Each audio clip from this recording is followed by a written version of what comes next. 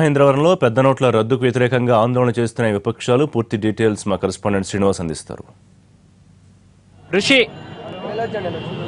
శ్రీనివాస్ చెప్పండి.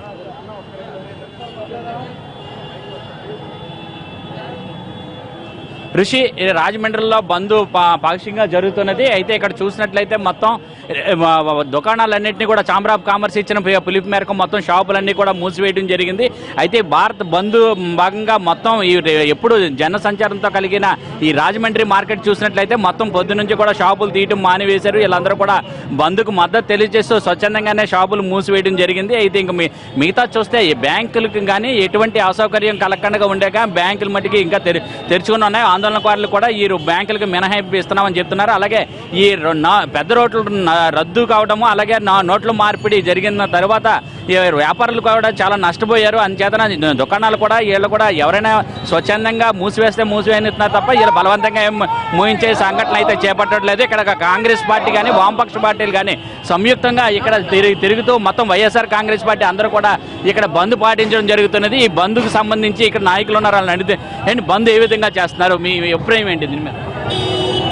కేంద్రంలో ఉన్నటువంటి ప్రధానమంత్రి నరేంద్ర మోడీ తీసుకున్న నిర్ణయం పట్ల అఖిల భారత కాంగ్రెస్ పార్టీ రాష్ట్ర ప్రదేశ్ కాంగ్రెస్ కమిటీ పిలుపు మేరకు రాష్ట్ర వ్యాప్తంగా హర్తాళ్లు, నిరసన కార్యక్రమాలు, ఆందోళన కార్యక్రమం చేపట్టాం.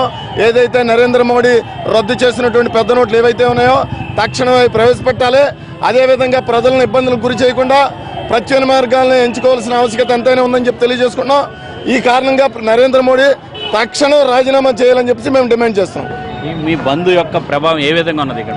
అంటే మాకు ఇవాళ అఖిల భారత్ కాంగ్రెస్ పార్టీ పిలుపు మేరకు ఆక్రోష్ దివాస్గా మేము ఇవాళ కార్యక్రమాన్ని చేపట్టాం. ఇవాళ ఒక నిరసన కార్యక్రమం ఏదైతే ఈ నోట్ల రద్దును ఇవాళ నరేంద్ర మోడీ ప్రవేశపెట్టారో ఇవాళ సామాన్య ప్రజలు ఎన్ని ఇబ్బందులు పడుతున్నాయో ఆయన కనబడతలేదు. ఇవాళ మాకు అర్థమైన విషయం ఏంటంటే అపర చాణక్యుడిగా పేరొందిన నరేంద్ర మోడీకి ఇవాళ సామాన్య ప్రజానికం దగ్గర ఏ విధంగా నల్లధనం ఉంటుందో అర్థం అవ్వలేని పరిస్థితులు. ఇవాళ నల్లధనం ఉన్న వాళ్ళందరూ కూడా బాగానే ఉన్నారు. సామాన్య ప్రజలు ఇవాళ లైన్లో పడి కష్టాలు పడుతున్నటువంటి పరిస్థితులు మన్నించి దానికి నిరసనగా ఇవాళ కాంగ్రెస్ పార్టీ ర్యాలీ చేస్తున్నాం.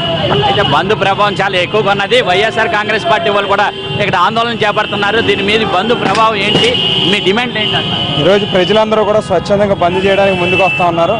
కారణం ఏంటంటే ఇన్ని కోట్ల మంది ఉన్నటువంటి భారతదేశంలో ఏదైనా ఒక నిర్ణయం తీసుకునేటప్పుడు ప్రజలు ఇబ్బంది పడకూడదు అనేటువంటి ఆలోచన చేసి నిర్ణయం తీసుకోవాల్సినటువంటి బాధ్యత ప్రభుత్వాల మీద కానీ లేకపోతే ప్రధానమంత్రి లాంటి ఒక పెద్ద నాయకుల మీద కానీ ఖచ్చితంగా ఉంది. కానీ ఆ రకమైనటువంటి నిర్ణయం తీసుకోకుండా రాత్రికి రాత్రి ఒక నిర్ణయం తీసుకుని ఒక చిల్లర వ్యాపారవేత్తల దగ్గర నుంచి పెద్ద పెద్ద ఇండస్ట్రీల వరకు కూడా మొత్తం పూర్తిగా ఆర్థికంగా స్తంభించేటటువంటి పరిస్థితిలో ఈరోజు ప్రభుత్వం తీసుకున్నటువంటి నిర్ణయం జరిగిందనేటువంటిది వాస్తవం.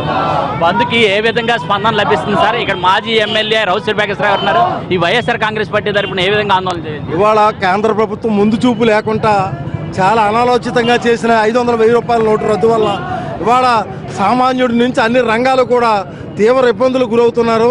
ఈ ఇబ్బందులను ఒకసారి కేంద్ర ప్రభుత్వం దృష్టికి తీసుకురావాలని చెప్పి ఈరోజు వామపక్షాలు, కాంగ్రెస్, వైఎస్ఆర్ అందరూ కూడా ఈ హర్తాల్లో పాల్గొనడం జరుగుతుంది. ఇవాళ అన్ని రంగాలు కూడా స్వచ్ఛందంగా కట్టేస్తున్నారు. తీవ్ర ఇబ్బందులకు గురవుతున్నారు ఇవాళ అన్ని రంగాలు కూడాను.